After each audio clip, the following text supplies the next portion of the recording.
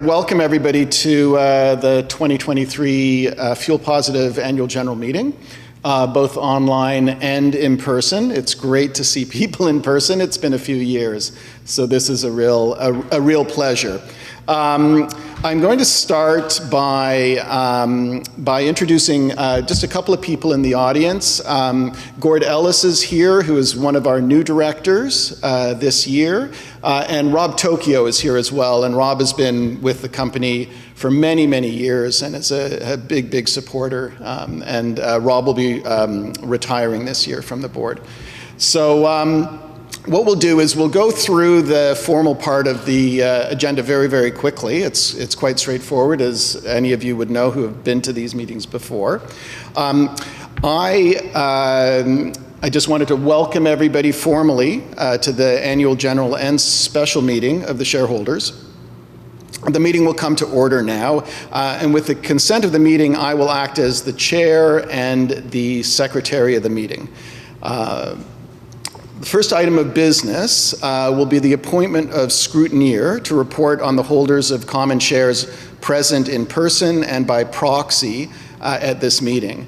I now propose a resolution that Amy Kam of the TSX Trust Company be appointed as scrutineer to report to the holders of common shares present in person or by proxy at this meeting, and any adjournment thereof, and to compute the votes of any poll taken at this meeting, and to report on such vote to the chair. All those in favor of the resolution, please signify by raising their hands. Contrary, if any, and I declare that resolution carried.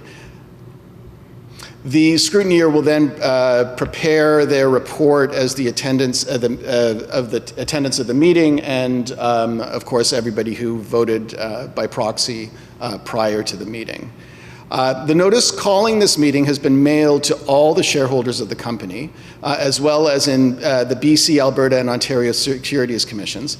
I direct that a copy of the notice with proof of mailing be filed with the records of this meeting. I now propose a resolution dispensing with the reading of the notice. All those in favor of the resolution, please signify by raising their hands. Contrary, if any, and I declare that resolution carried. Scrutineer's report as to attendance. I'll now call upon the scrutineer to present her report as to attendance.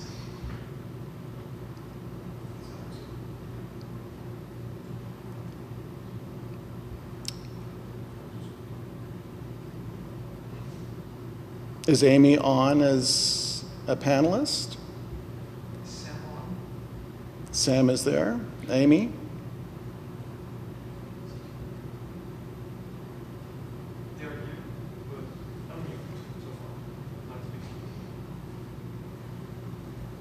Okay. All right, so I can continue. The scrutineer's report shows a quorum to be present, and I therefore declare the requisite quorum to be present and the meeting to be properly constituted. I direct that the formal report of the scrutineer be annexed to the minutes of this meeting as a schedule. Financial statements and auditor's report. I now present to the meeting the financial statements of the company for the period ending September 30th, 2022, together with the auditor's report thereon.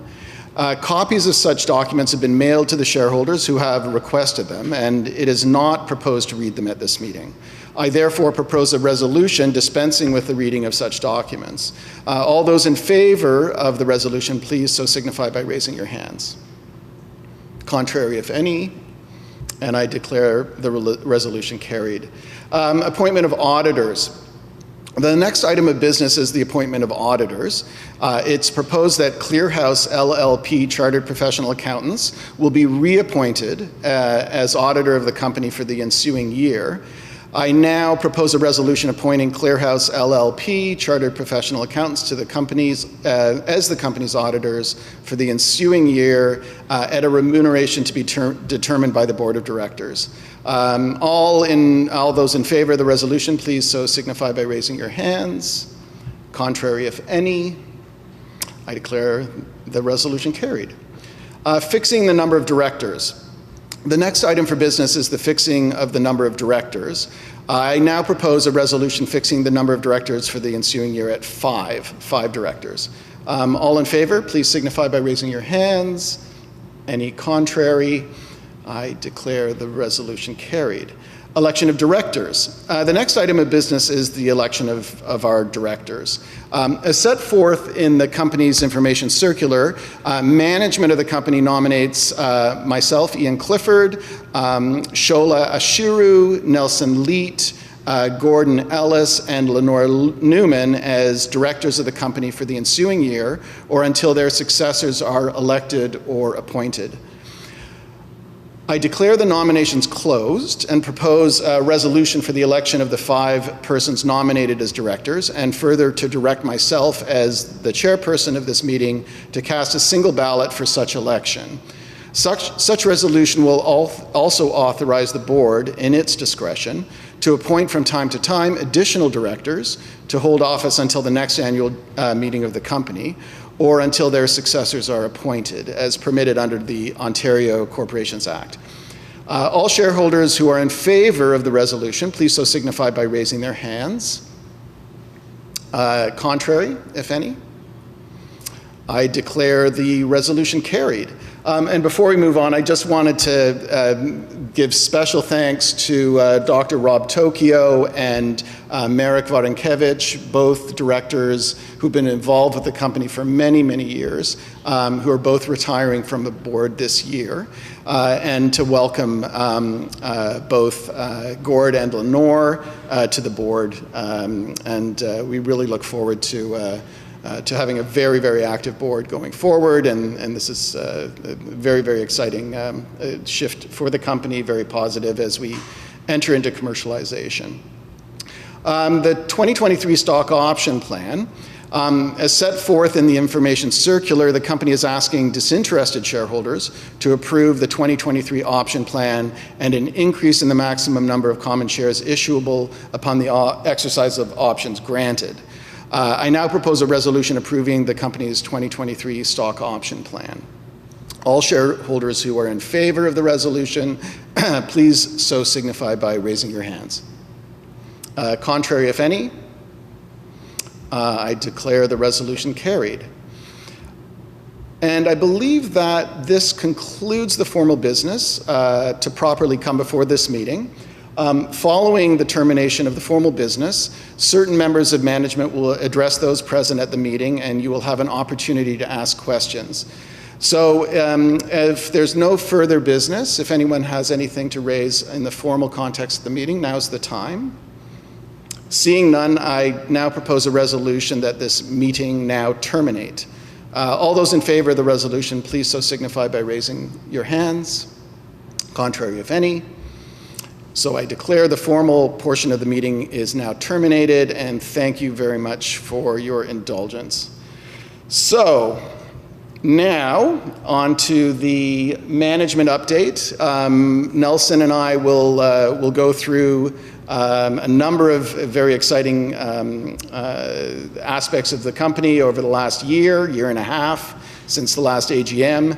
And then we'll open things up for questions following our presentation. So, first thing is, of course, the disclaimer. This is standard, of course, in all of our presentations, and I welcome you and invite you to read that at your leisure. It's an important document, so take some time to read that when you have a chance. In terms of land acknowledgement, we're speaking to you today from Waterloo, Canada, but as this is being broadcast to various places, we want to acknowledge that we are on the traditional territories of multiple Indigenous peoples. We recognize their presence both in the past and the present, and acknowledging them also reminds us of our important connection to this land where we live, we learn, and we work. At FuelPositive, we believe the dish with one spoon wampum treaty provides a model for us to live by every day. It illustrates our collective responsibility to each other, to other species, and to the earth. We should only take what we need, we should leave some for others, and make sure that the dish is never empty. In terms of our agenda today, I'm going to briefly just do an introduction to the company and our technology for any new shareholders. And we actually have a lot of new shareholders. As many of you know, we're just in the process of concluding a life financing, which has brought in over 150 new shareholders into the story. So that's a very, very exciting progression for us in terms of our shareholder base. And I'll talk about that. A little later in the presentation. We'll go over some of the achievements and challenges of the past year. We'll talk very much about the milestones that we're focused on in 2023 and into 2024.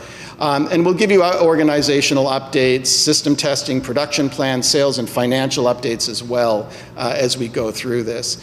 We're going to do this at a very high level. We're not going to get into a tremendous amount of detail in the meeting. We'll be holding subsequent webinars and different seminars. There's going to be a lot of news flow coming out of the company over the coming months. So we don't want to get into too much detail today. And we also want to, of course, leave time for questions since we've got a lot of people online and a good turnout in the room as well. So we just want to make sure we have that in place.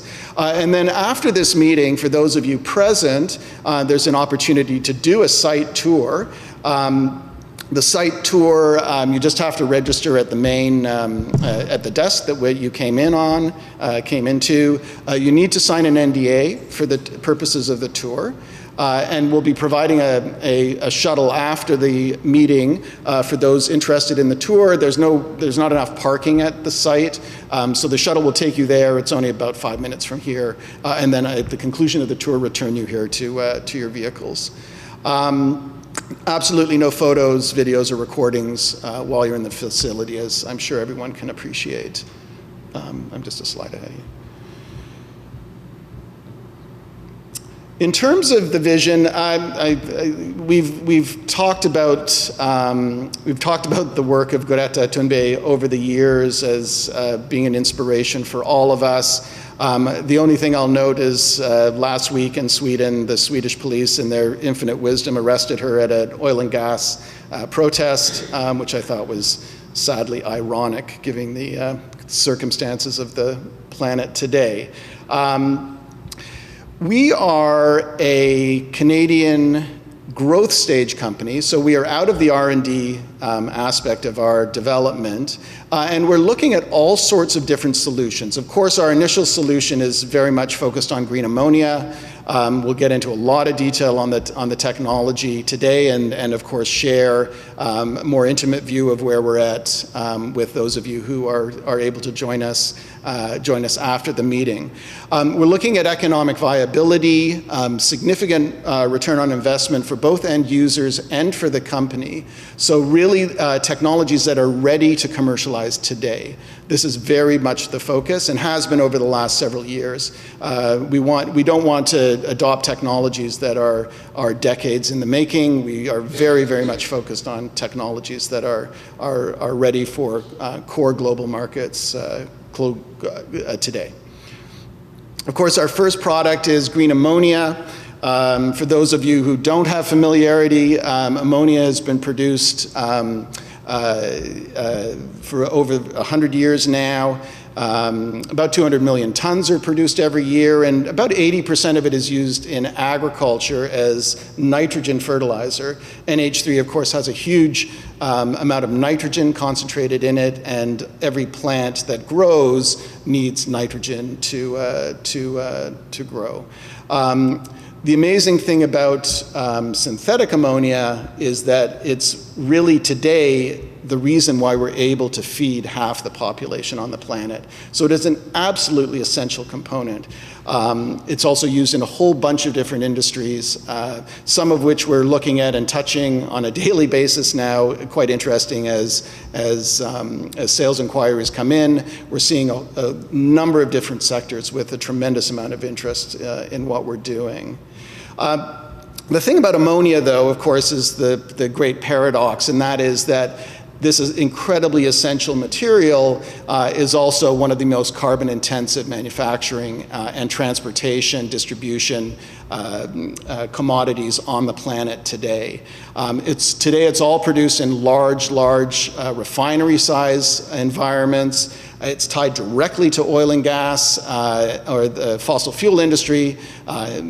In some parts of the world, coal is still utilized to produce ammonia. And then it has to be transported all over the world. So it has this massive carbon footprint from point of creation to point of utilization.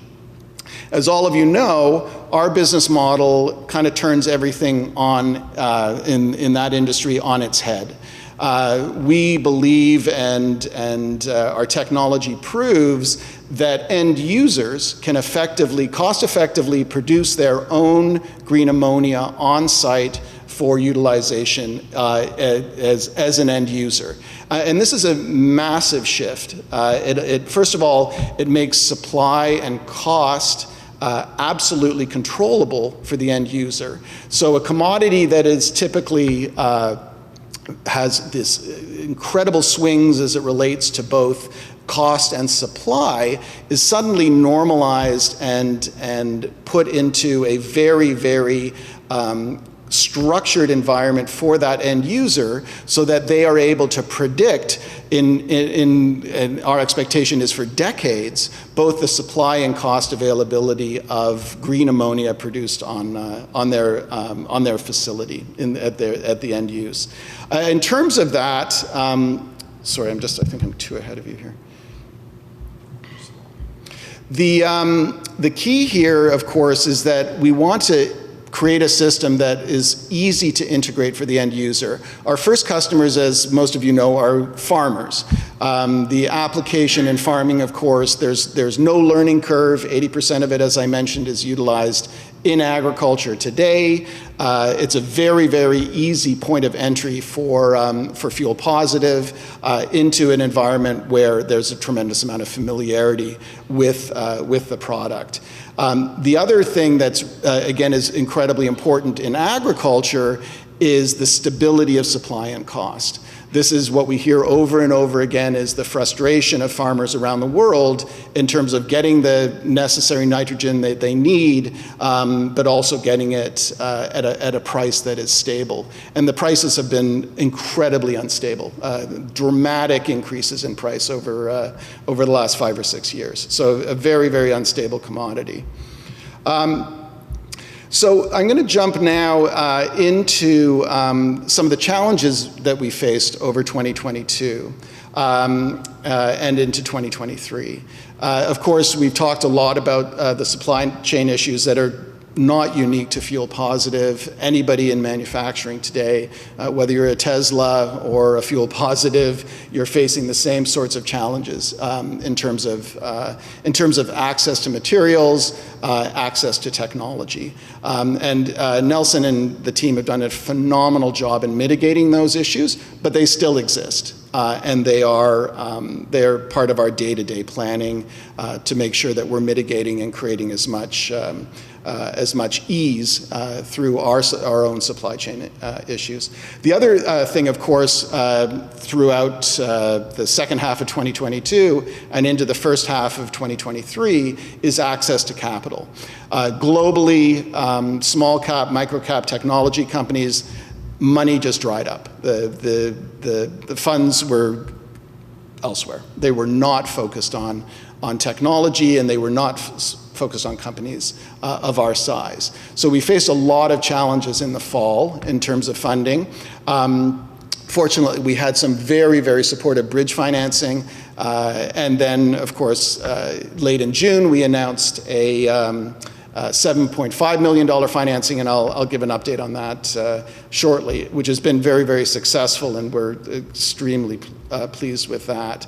Currently, supply chain still remains an issue. Nelson will talk to that shortly. We are also getting a tremendous amount of interest in our technology, overwhelming in fact. So managing the growth and planning for the growth of production is a big focus for the organization today. And an ongoing, of course, is to ensure that we have all the capital that we need to deliver. In the future, we will be, of course, relying a lot for scale-up on government support at every level, from federal to provincial to municipal support. So that's an ongoing effort for the organization. In terms of achievements in 2022, looking outward in the organization, we've of course built a very, very strong team of advisors, all of which you can review on the website. We've been looking at nitrogen. We know we fix the carbon problem when we produce green ammonia, but then what happens to that ammonia once it's applied? So we're very, very tuned in to the impact of nitrogen emissions in agriculture as a future opportunity for the company as well to develop technologies that help mitigate both through best practices and other technological advancements. We've been doing a ton of work in government relations, and we have a very, very exceptional relationships now developed federally, provincially, and municipally. And those we expect will translate into significant support in the months and ultimately in the years to come. We have a very strong Indigenous relations consultant. There is a lot of opportunity within that community and various applications around the world, in fact, and we're very, very happy to have that consultant as part of our team.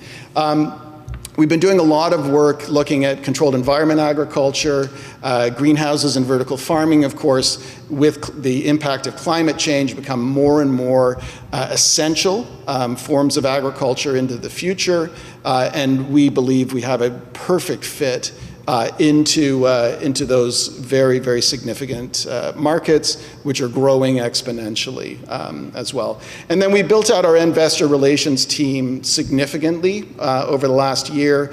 We've got great representation in New York, Vancouver, Toronto, and Montreal. So coming into this next year, as the company starts to deliver product, we will be doing a lot of work in terms of our investor relations visibility, and certainly we are always thinking about the potential for uplisting of the stock and are monitoring that process on a regular basis. So I think we'll see a lot happening as we shift into commercialization.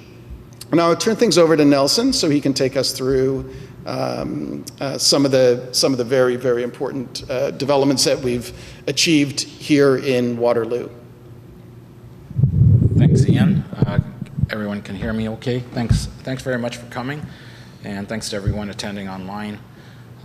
What we want to keep in mind is that we're not just building a machine. We're building an enterprise because we've recognized the potential that it has, and we see the immediate demand that the customers are requesting. We see it in our sales, we see it in our inquiries. So we know that coming to the table this time last year, we had to not only develop the design of the technology, but we also had to develop an enterprise, understanding that we can get to market very, very quickly, and we had to build the support structure, the architecture around that whole enterprise. So we set out with several parallel paths, some being the engineering, finance, R&D, administration. From a finance perspective, we took over from an outside contractor and we brought financing in-house. We brought in internal administration, take care of day-to-day tasks, purchasing, vendor development. Vendor development is long-term vendor development because we're already looking at cost savings from multiple orders coming in. So that's all coming to fruition, and we're seeing some really good advancements from that perspective. R&D, this facility that we have right now will translate into our R&D facility once we get into our manufacturing facility.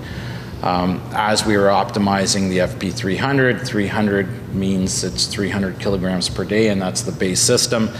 We based on the requirements from our customers and the potential that we see, we upsized that to a stack of 5 of those into a FP 1500. So in parallel, we're developing this 1500. So as we optimize, we're keeping in mind that we can sell these in stacks of 5 because our customers aren't just wanting one, they want to order multiples, and not just multiple of 2 or 3. Some of them are looking at multiples of 100, depending on who the customer is. Engineering, we've implemented 5S and lean activities so that we can manufacture quicker, more efficiently. And all this is manufacturing a system that's going to produce ammonia. It's producing hydrogen at a higher pressure, higher temperature, and ammonia. So we have to do it safely. While we're doing it, we have to build some good relationships with the ministry. We have to follow the Environment Protection Act. We have to build relationships locally with our city council, with our mayor, because we're here for the long term. We're building out a manufacturing facility. We don't want to, we don't want to create any rough waters. We want to create a friendly environment, and that's what we've done. We've been very, very successful. They love what we're doing, and they're at the table with us, helping us be successful for the future. We've also published the patent. We moved into the Northland Road facility, so we haven't even been there for a year. So August 1st is when we actually started in that facility. We did a few leasehold improvements to it. But when you really think about how quick we're moving, it's really phenomenal. The location is fully operational with the lab and testing capabilities, and we're in the process of finalizing the last certification for the Ministry of Environment. Facility will transition to the R&D labs, as we mentioned, once the next manufacturing facility is up and running. We have secured 9 acres with a local developer who will fund the build of the production facility. Phase 1 is slated for 40,000 square feet, with the next 3 phases expanding to 140,000 square feet as needed. And that is local, and currently it's a cornfield, and it's all, permits are almost all in place. There's one final traffic assessment to be done, and we can move forward with that. We've also secured a developer to provide 100 acres of rural agricultural property for long-term full-scale testing, and that'll simulate an off-grid development, and that's in the Waterloo area, so we can have that system running off-grid in the middle of a 100-acre agricultural site, and it can be making ammonia off-grid, just like what we would see in an extreme condition. And we can monitor the system and prove that it's working just fine. We're going to continue expanding on the patent and file new patents for new technologies. Over the last year, as we've been optimizing, I wouldn't say stumbled, we knew where we were headed, but we've created some new technologies and new IP, and we're going to file those patents. There's several of them.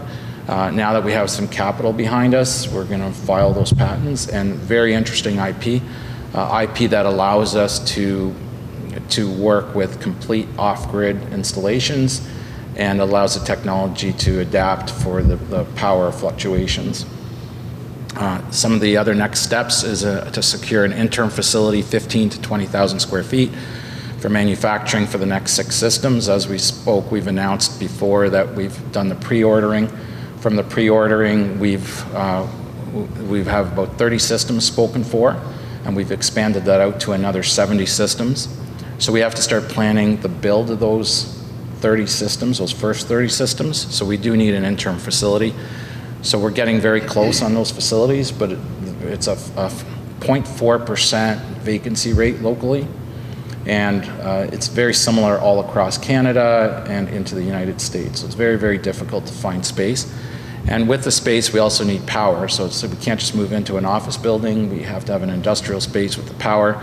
It also has to be zoned M2, so it has to be able to allow us the opportunity to build within all the rules and regulations. We do continue to finalize those building permits with just one left to do. Target date is to be up and running manufacturing by early 2025. That's in the large facility, so that's why we need the interim facility. update the Ministry of Environment certification for the rural 100-acre property for long-term testing of the FP300 systems. We expect that to be done in 2023 as well. We're going to continue to grow our enterprise to support the long-term possibilities. Administration will expand, finance, expand with full-time CFO, purchasing department, and an IFRS governance committee. R&D, we're going to continue to work on new technologies, including the production of hydrogen and nitrogen. So currently we're focused in on the ammonia production. We use electrolyzers that we purchase out from other vendors. But what we can quickly see is that as we sell our systems, it's difficult to find the supply of electrolyzers. And we have the infrastructure to at least integrate our own electrolyzers. So we're well along the path of doing that, and we've got some great partners that can supply us with all the components, including partners that currently make electrolyzers, and we're discussing ways of how we can integrate more components where they supply us just the componentry and we do the balance of plant in-house. We'll continue to optimize the FP300 and FP1500 to maximize the CapEx, maximize the efficiency of the system. We have done a great job over the last year doing that. We've probably reduced the power consumption by at least 40%, which leads us to hitting our targets. So we've actually exceeded all the targets as we've hit our milestones. Engineering, we're going to begin developing our automated manufacturing systems to deploy in a new production facility for the serial production. So the initial production will be done in batch manufacturing, so we'll do 6 at a time till we accomplish those 30. The next 70 will probably expand to larger batches. But then when we expand out to the 200, 300 units, that will be in a serial manufacturing mode, kind of like the Model T Ford idea where it's a serial line. And we've done that before, and that's the plan. We're going to accommodate a bunch of robotic cells, which we can design on our own, and we'll have a local automation company assemble those for us. We do have the ability to assemble them ourselves, but our focus is on the ammonia systems. We'll continue to run and collect data from the FP300 pilot system. It'll be on site, but we're able to collect all the data and monitor it. Again, with building that enterprise for long-term sustainability, there's the manufacturing. We'll expand our in-house machining and welding capabilities, be able to certify our own pressure vessels, expand our capabilities to include the on-site certifications. HR, we're going to develop, we're actually in the middle of developing corporate social responsibility programs, continue our employee retention programs. We all know that it's tough to find resources, human resources out there. We are fortunate because we just became one of Canada's best places to work. Part of the attraction to FuelPositive is what we're doing in the world, and when we do set out to fill a position, we do get some really good responses. So we want to continue that, and we want to make sure we're continuing with our retention programs. We'll continue recruiting for the full-time equivalent needs. Sales, we're going to expand our sales to include a global playbook. The way we started with a North American playbook with more of a focus in on Canada and our prairie provinces. As we got our inquiries, we expanded out. We did local research in the different geographical territories, and what we found is that what we're building for in the prairies is probably at the extreme, so everywhere else becomes easier. So where we're building our product to run in Manitoba, making anhydrous ammonia, when we start thinking about building for the States, for Europe, the conditions are easier to work with. Even the certification programs are a little bit easier to work with as well. So we're in a good position moving forward. So we're going to start expanding out our playbook to be a global playbook. Our goal is to secure 100 system pre-orders by next AGM. I don't think we're going to have a problem doing that. As a matter of fact, we probably up that number, but that number has to coincide with our manufacturing plans. Great. I'll hand this back over to Ian. Thank you. Thanks, Nelson, for that. And we'll get into, obviously, more detail in the questions. I just wanted to highlight some of the key milestones that everybody can look forward to over the next year. Of course, the fundamental milestone is to get the System 1 on site and fully operational as soon as possible. This will, of course, include a lot of optimization. We want to make sure that before it ships to the Heberts, that the system is running at an optimal rate. We want to, as Nelson said, we want to drive as much cost out of the operating OPEX on the system, and want to make sure that it is working absolutely perfectly before it's on farm. We'll be providing ongoing technology updates and with third-party validation and certifications throughout the year. That'll be, of course, a very important part of building the strength and legitimacy around the technology.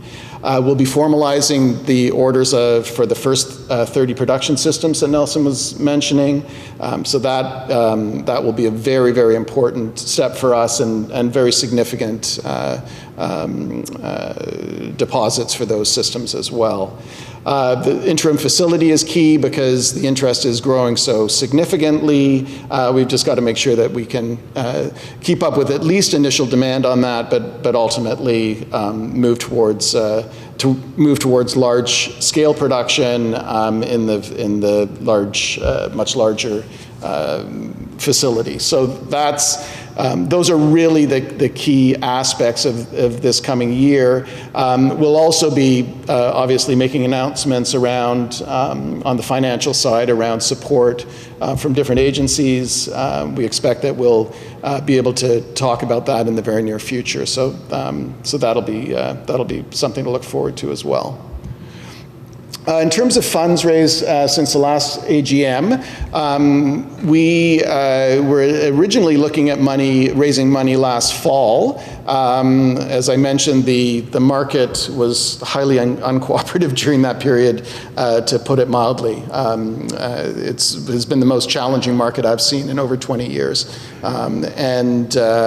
But during that period, we were very fortunate to be able to bring in some significant bridge money, which helped us and really focused us in on completion of the first system. As I mentioned, in June we announced a $7.5 million financing, $5 million of which was a life financing, which is a new structure targeting both accredited and non-accredited investors. So it opens up the field significantly, and we closed the first $3.5 million of that a few weeks ago. We've now fully secured the balance of that, and we'll be closing that portion shortly. So that's fantastic. It means not only is that very, very positive indication of the market and support in the market when companies are having a tremendously difficult time raising capital, it also brings in a lot of new shareholders. So I think in the first tranche we had over 150 new shareholders involved, which is quite wonderful. And certainly broadens our investor audience going forward. In terms of the share metrics, you can see obviously a growth in the shares outstanding as a result of this last financing. We're also doing about $1.4 million of debt conversion as well, to just make as much cash available to the company as possible. So that's, again, a very, very positive aspect of support from our suppliers and our supporters. So again, a very, very positive, very positive step. Finally, in summary, we, of course, have been working hard through 2022 to continually optimize our timelines. It's been a challenging period for the company, but we're in a very, very good position today. The first system is virtually completed, and we hope to have some news out on that again in the near future, so people can see exactly how much work has gone into what the team has been building over the last 18 months. And it's really an extraordinary piece of technology. Very, very exciting in that context. We've been working so hard, as Nelson said, on building the team to meet our upcoming objectives. We've got tremendous and exceptional people on the team.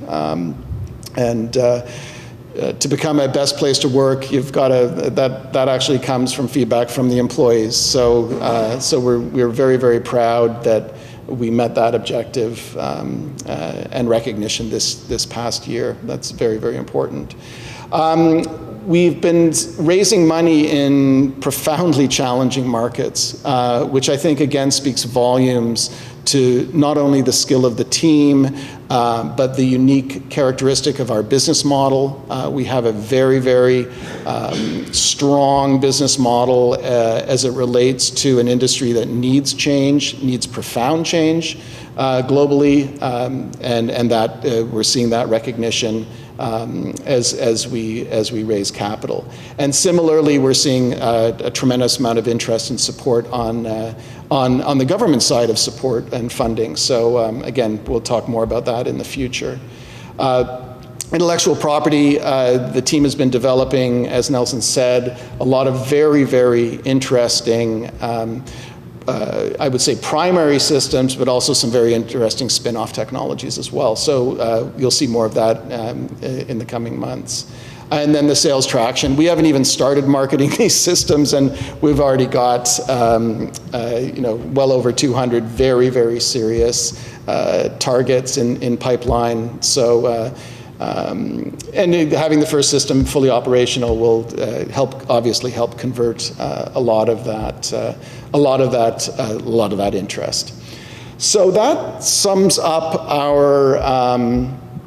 our presentation. We'd love to open things up for questions. In the webinar, I know there is a Q&A section, but there's also a microphone here for the audience. So if you have any questions that you'd like to pose, we'd be very, very happy to try to address them. Obviously, we can't go outside of anything material that's non-disclosed, but we'll do our best to give as much information as we can. Just so you're aware, I was multitasking there, so I was communicating with Vinny. We don't have access to the online questions at the presenters table. So Vinny is our head of our IT department.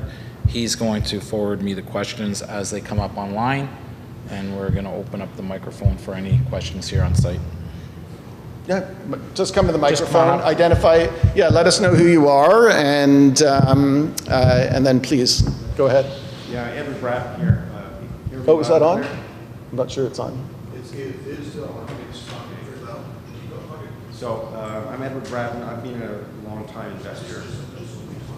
How's that? Better? I don't think Worse? it's working. I don't hear it.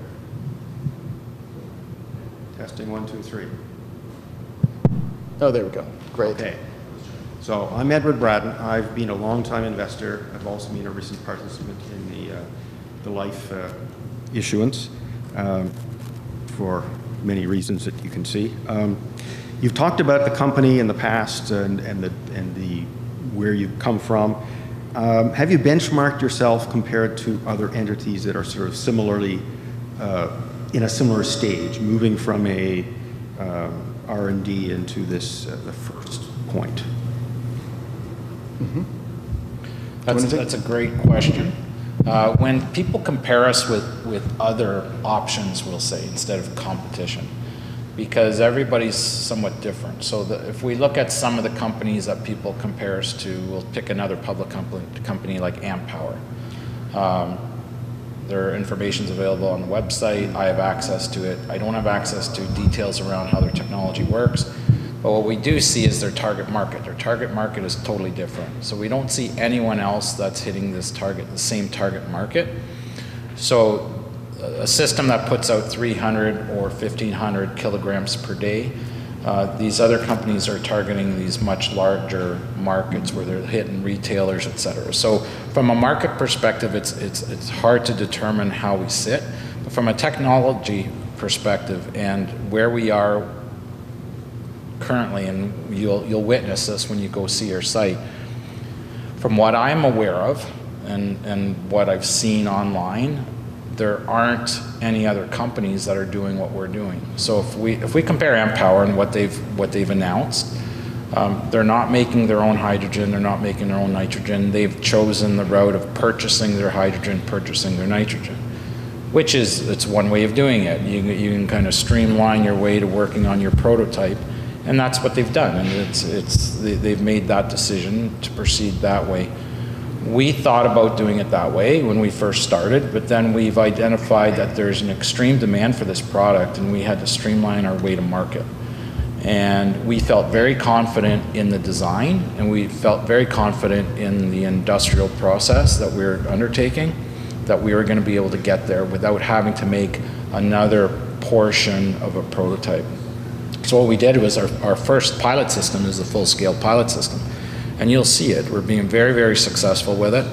We're making our hydrogen. We've been making our hydrogen for a long time. We have announced it. We've shown pictures of it.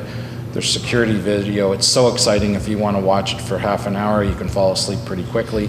And we've shown it working in the ice storms over the winter, the snow accumulating on the system. The nitrogen system is the same. It's been running. And then the ammonia system, you'll see where it's at. We have to be careful what we announce, but you can surmise when you see what you see where we're at. Can you see that from the other options? I don't know if I can say that. I don't know if they're as far advanced as we are. Some of them are doing a good job, but they're not putting out a full-scale system that's almost ready to get delivered. So from a benchmark perspective, I think we're further ahead from production. As far as quality of the gases that we're putting out, we have the means of analyzing that, and we've exceeded our quality on every single test. Okay. So we've been quite successful with it. Yeah, I guess on a larger scale, this is more of a question for Ian. If you compare the company's structure, organization, capabilities, not to other ammonia production companies, but companies in the similar stage of development, how would you rate yourself? Have you benchmarked yourself against? Are you doing things in a way that is setting the stage? Obviously, from a best place to work perspective, you have, but and I'm glad to see you've got succession planning and growing the team also involved in there. But how do you rate yourself? Do you think that there's places for improvements? And if you're looking for the effort you need to focus on that versus the other things that you're doing, are you happy with where you're going in terms of the organization and the focus? Yeah, there's a number of different aspects to that question. Obviously, from an investor's perspective, I think we're very, very well positioned right now. As we grow, as our market cap grows and our market share grows as a result of that, we will look to other markets to graduate to. And I think that yourself and many of our shareholders who have been with the company for a long time are looking at that planning and where we'll end up. And I've said this in the past, it is always on the table. It's really a function of the metrics of where we're at any given time in terms of when we can make those moves. We expect that coming into a commercialization phase will shift things in such a way that we can then we can graduate to more significant exchange on that, or a number of different places that will make sense for placement of the stock. In terms of what we're able to do, certainly in terms of our option plan, in terms of remuneration, we have benchmarked against other public companies at this stage. We feel we offer a really, really positive package for people, so we can attract the best talent, and we're doing that. The team as it's grown over the last year is a testament to that as well. Well, that approach has also ensured that you have been retained as CEO for several years. Many years, actually. I mean, I started this in 2006. If you want to go back and you've been around for the iterations, absolutely. Yeah, absolutely. Am I monopolizing it? Do you have No, go ahead. You can ask one more, and then we'll move on to some online questions for sure. We have a few online questions as well. When you talked about, this is one for Nelson, in developing your teams, how well integrated are the teams for each?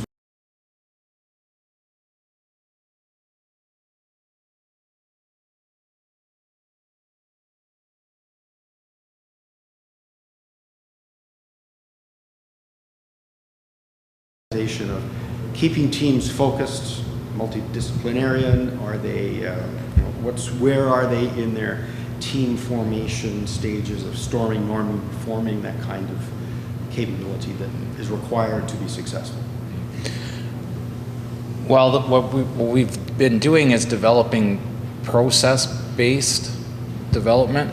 So when we design a portion of the system, we design it with the future in mind. So the system was designed to be modular. So going from a 300 to a 1500 doesn't take a lot of addition in the design. It's removal of some of the complexities. So we started looking at the 300, and as we stack it up, an example is there's a control system with the 300. You don't stack up the 300 control systems. So instead of 5 control systems, you go with 1 and you just expand out the I/O a little bit.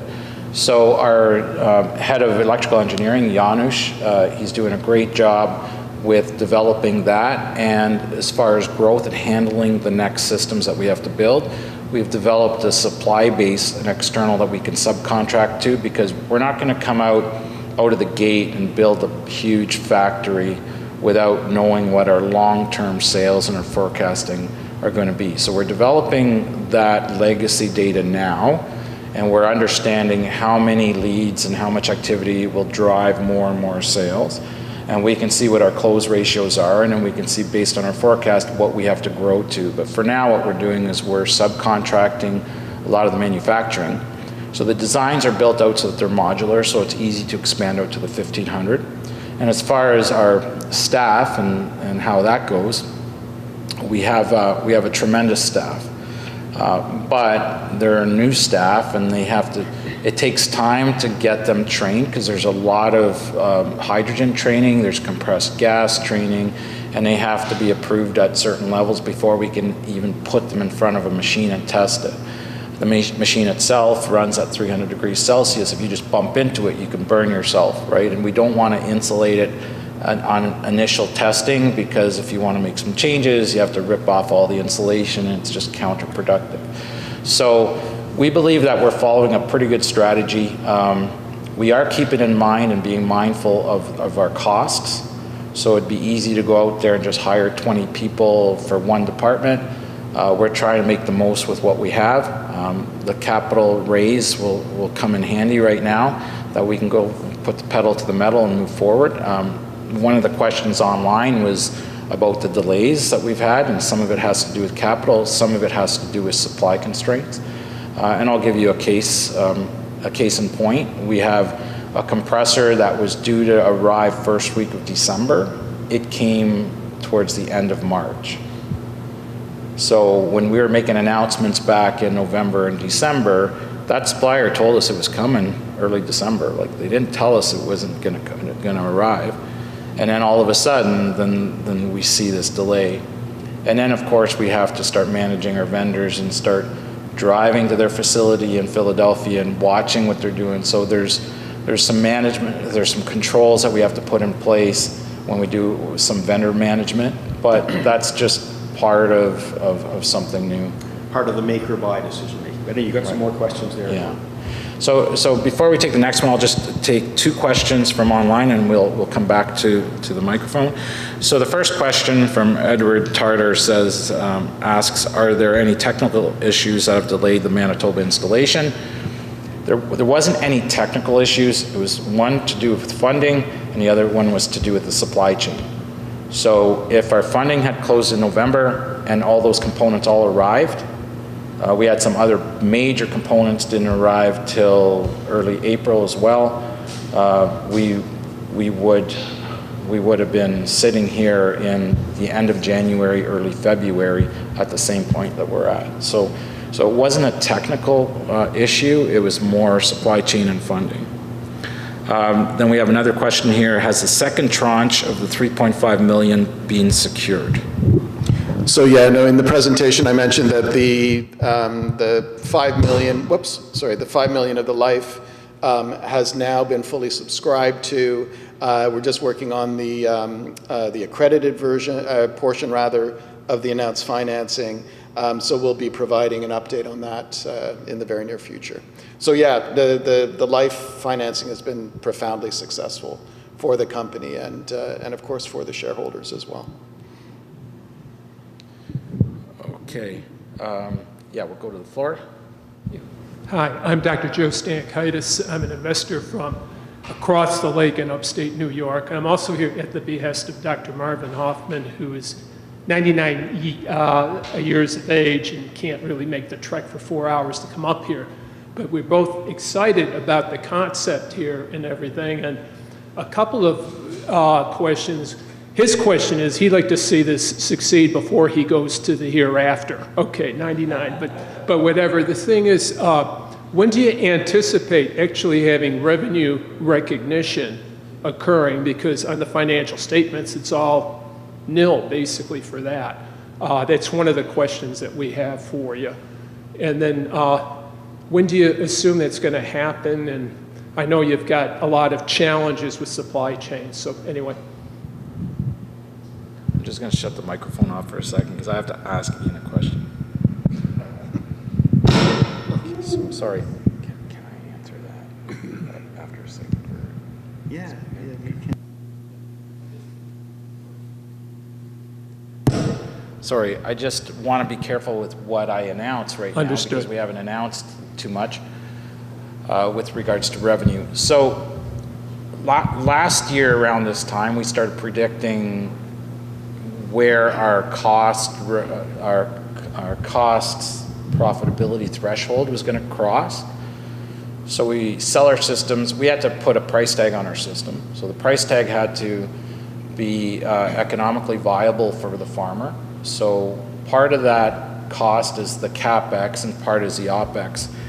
And this will also answer an online question because somebody asked about the 40% reduction. They immediately jumped to assuming that was reduction in CapEx. That's not.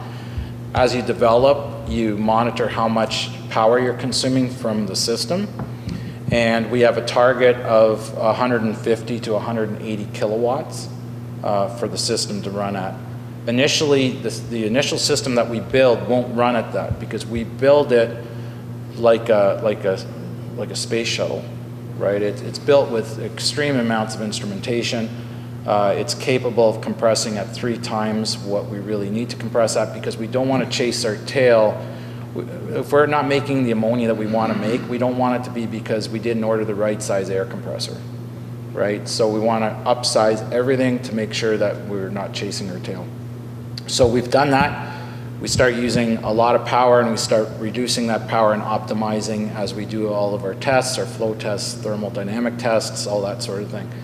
And we've been very successful with it, and when we do a test, we do it in a scientific method. So we have a hypothesis, we design our experiment, we log everything, we do our observations, our conclusions, and our hypothesis, we've met our hypothesis every time because we say, oh, we expect that if we do this way, we're going to reduce our power consumption. So we've met all those obligations, and it's all on track. Last year, what we were thinking is if we did all these things, we could probably start turning a profit at around the 70th system. But then we started thinking, that's a lot of systems. And we know, coming from industry, myself and the execution manager, Martin Sina, we've done this before, and we know, you know what, we can be a lot more aggressive than this because the technology is very predictable. there's virtually no moving parts. So it's very predictable what's going on in there. And as we achieve certain milestones in the testing, we can do a design freeze on that element, and then we start going to market to the vendors and start seeing how much cost reduction we can do. Along with the lean and the 5S, we start minimizing components. Give you an example, if you take a piping run from 3 feet down to 6 inches, there's a lot less heat loss, there's a lot fewer connections, it's quicker to build, it's a lot less cost total. OpEx comes way down. So what we found is right now we're at around the 6 unit point where we've got our threshold. So once we build our 6th unit, we'll be at the point where we're starting to earn a profit from every machine that we build. So that's why we targeted the 30 units, because if we make the first batch of 6 in a batch of 6, that gives us enough buying power that we can start inking some blanket POs with some suppliers. And that gives them enough on the table that they can come to us aggressively with cost reductions without compromising on quality of the equipment, and allows us to use some of our leverage on delivery times so that we can get ourselves ahead when we go to buy a component. If you're only buying 1 component and they've got another customer that's buying 2, you're probably going to be behind that other customer.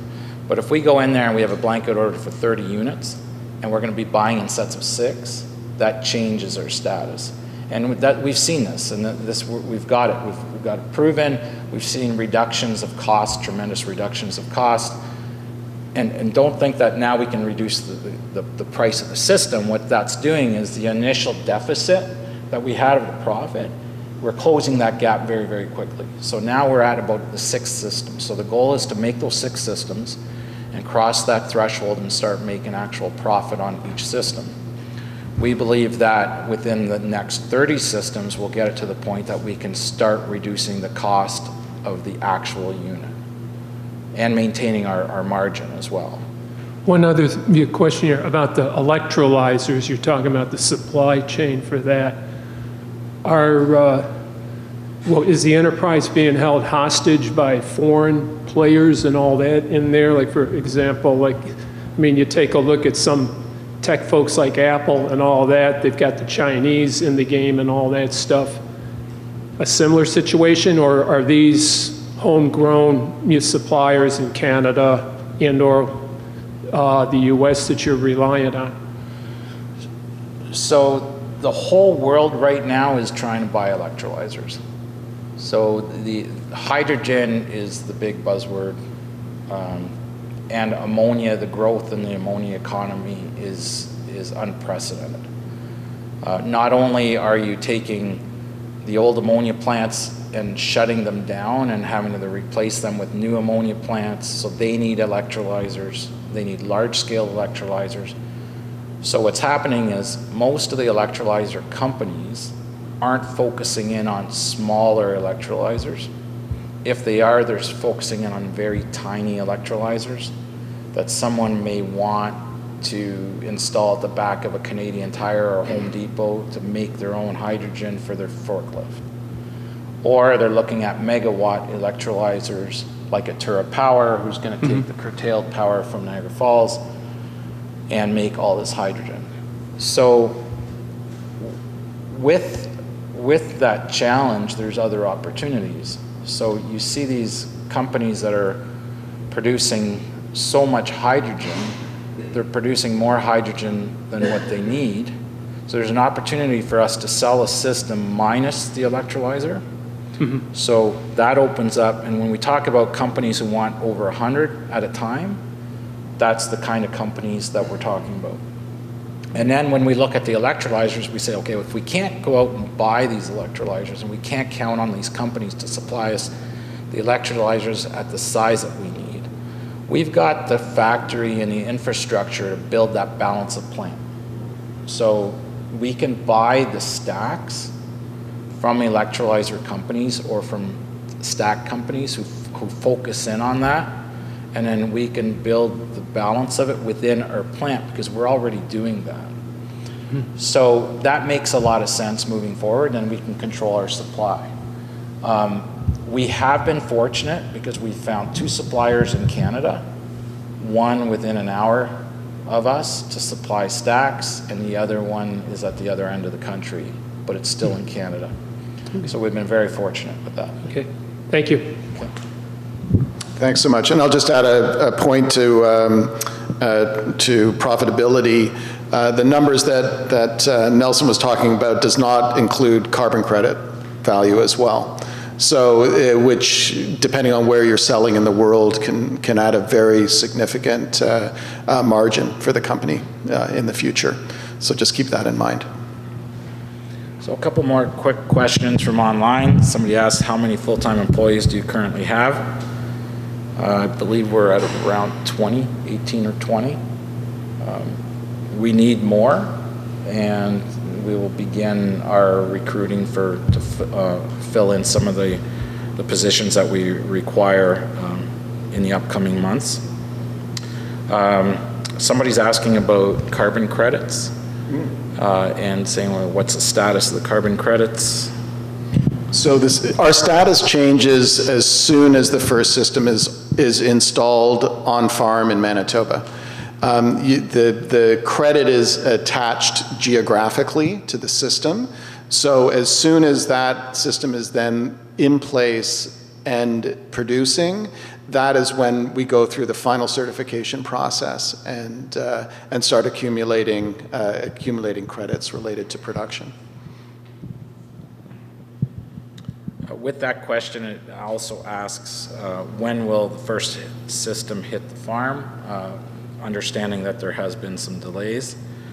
So the next steps is to finalize the system. We talked about an approval from the ministry. That has been ongoing. It normally takes quite a long time to get an approval from the ministry to be able to produce ammonia on site. And when you produce ammonia, there's some venting of gases that takes place during the startup process. And like I said, we can't just be like mavericks and just start dispersing gases into the air.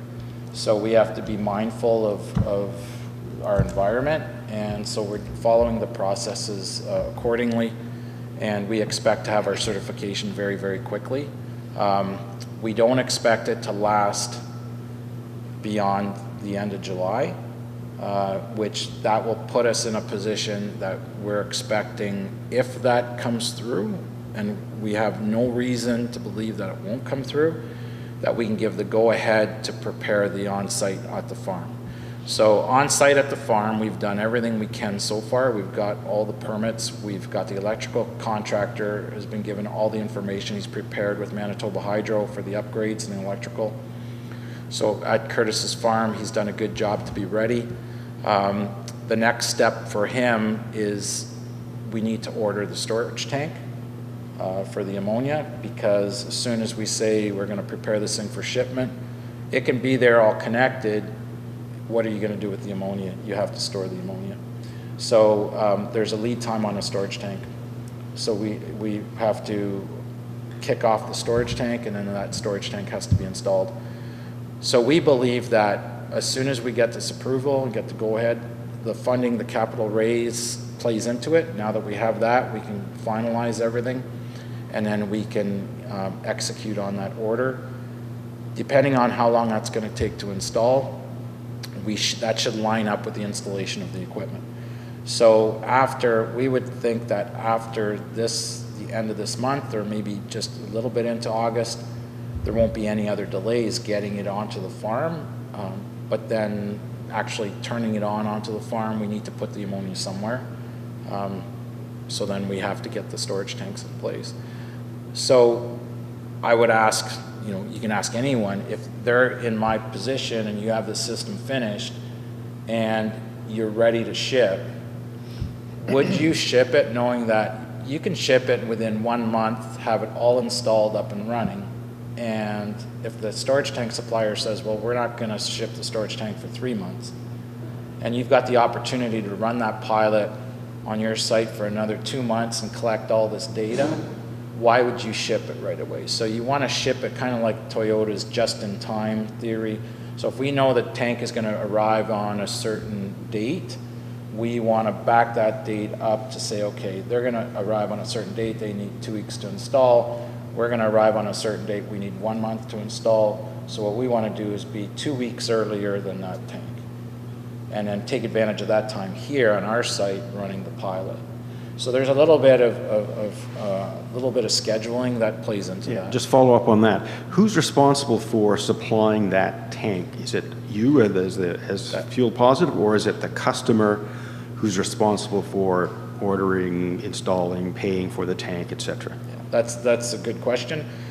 In this particular case, we are purchasing and supplying the tank. But this tank is no different than the tanks that are used right now. And we are not tank experts. So we go to a tank expert, order the tank, they install it, certify it, hook it all up. So we're not responsible for all the installation. We're just giving them the PO, and it's just the contract. And the agreement, Curtis has an agreement to purchase. We've announced that once it finishes its SAT time, he purchases a tank. So right now we're kind of a middleman. Moving forward, it's case by case. So if a customer needs us to supply the tank, we can supply the tank. We don't want to supply the tank because on average it's going to take down our margin, because we're not going to put the margin on the price of that tank. The tanks are expensive. So we'd prefer to ink some sort of a deal with the tank manufacturer and say, you're going to supply all of our tanks, and here's Mr. Customer, make the introduction, and they buy the tank. Some other customers already have the tanks, so they have storage tanks on site, so that we don't have to worry about the tanks. But the tanks are just kind of like, you know, if you're supplying a swimming pool, if we're installing a swimming pool, we're not going to supply the water, they just supply the water. If they want us to supply the water, we'll send you the water. Okay. Just give me a minute. Yeah, no, there's, I think we've almost got to the end of them. CMBT technology. Yeah, there's one question related to the composition modified barium titanate technology that we own as a result of our control position in eStore. We have been working on that, and we've announced that in a number of press releases over the last couple of years. In the fall, given our financial situation, we put the project on hold, focusing, of course, every dollar that we had on furthering our green ammonia technology as a priority, obviously. But we are in a position now where we're considering the next steps in terms of improving and validating the manufacturing potential for the technology. We have talked about that as well. We have not announced sort of the details of those next steps. So that information is not in the public domain, so I can't talk about it with any detail at this point. But we do have a plan, and we will be pursuing that in the coming months as well. We're well beyond our. I know we're running way over time here. I think there were some questions in terms of getting accredited certification for the different steps. So as Nelson points out, once the system is fully operational and we're optimizing and producing, and this is even before, of course, it ships to Manitoba, we will be doing a tremendous amount of testing and validation on that, on the different stages of production. It's very, very important to us to have that independent data as well as our own. How long do you think that process takes? Sorry. Just following on your point, how long do you think that evaluation process on the pilot at the Hebert's farm will take? How long do you see that? It's a 90-day. Before it shifts. It really, from our perspective, there's nothing more to prove once it ships, except did anything break in shipment? but you're making ammonia. So you have a lot of pipes. You'll see the plant when you go to the site. So we have to make sure that there's no leaks. So there's a process that we have to follow, that when we start it up there, we start it up safely. And then we just want to run it and see if there's anything that we didn't think of. So an example, some of the things that we had to think of is weather conditions, like if it's going to snow, will the snow drift on some of the vents? So we have to add some stacks on the vents, so clear some snow drifting on top of the containers. We also had to go over some layouts with the farmer to say, yeah, maybe we put the containers 3 feet away from each other to keep them nice and close, but how do you shovel out the snow? You want to do it by hand, or you want to use your skid steer? So if you want to use your skid steer, put enough room in between. So there's some of the things that we don't know what we don't know. So we know that the system's going to run before we ship it, so that's the key. But then there's some other items to do with the conditions in Manitoba that maybe we didn't think about, but I think we've got everything covered. We've involved the customer quite a bit, and we've involved other potential customers quite a bit looking at it and giving us some perspective and some ideas. So we don't think it's going to take that long. We believe that we could, within about 2 months of running, we could have enough data that would show we're confident that we're just going to let it run. It's just like the water heater in your basement, just let it run. And we're going to be monitoring all those points remotely. So we believe that within a very short time of actually handing over the keys, so to speak, there's not going to be any change in the way it runs.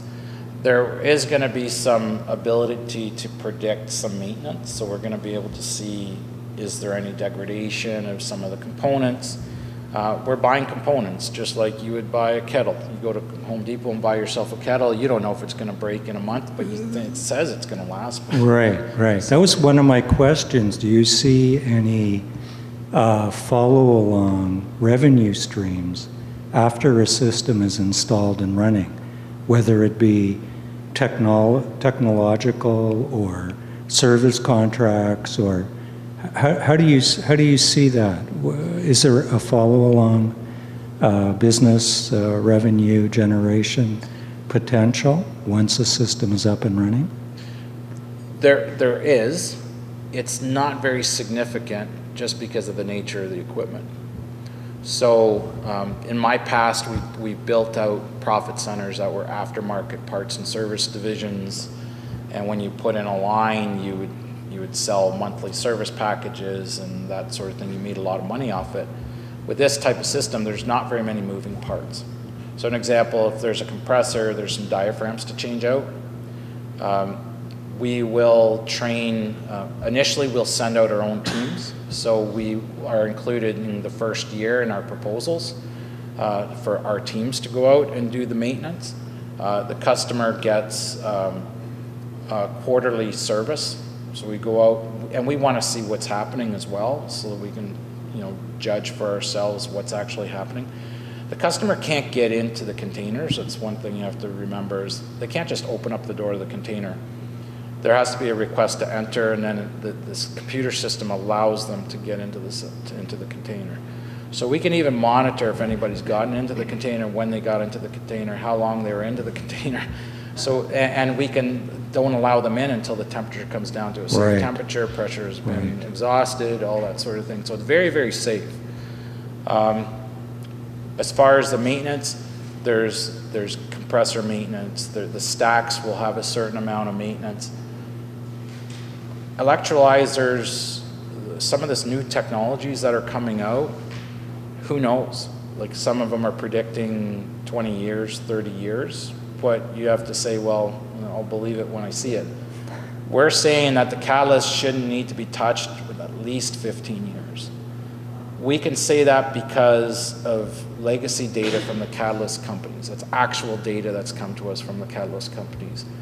When we look at the valves, the firing of the valves, it's legacy data coming from companies like, big companies like Andrus-Hauser, who've got cycles, like a control valve might be capable of so many million cycles before they request a rebuild on it.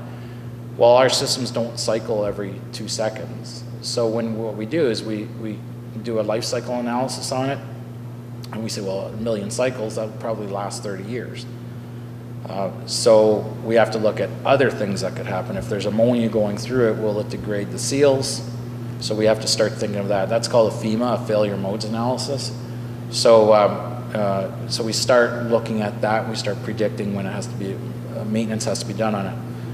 We won't know some of that until we actually put it on site, and because we've never purchased an Endress-Hauser control valve and run it for 15 years. Right. So we have to use our data. Now, the fortunate thing is, the way our instrumentation is, we can predict what's going on. So if we see that the flow is starting to change, we can look at that and say, well, it's probably changing because the control valve's not opening to where it should be opening.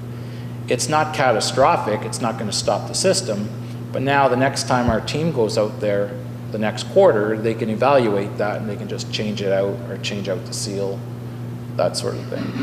And to remember, our system's modular, so it's split up. Each 300 is five individual systems internally, and they can all be bypassed and switched. So if one valve actually goes down, we can actually continue the production by bypassing that gas and switching it around. So that's the other thing that's very, very fortunate within the capabilities of our IP that you don't see in other systems. Terrific, terrific. Okay. Last question I have, it's a quick one.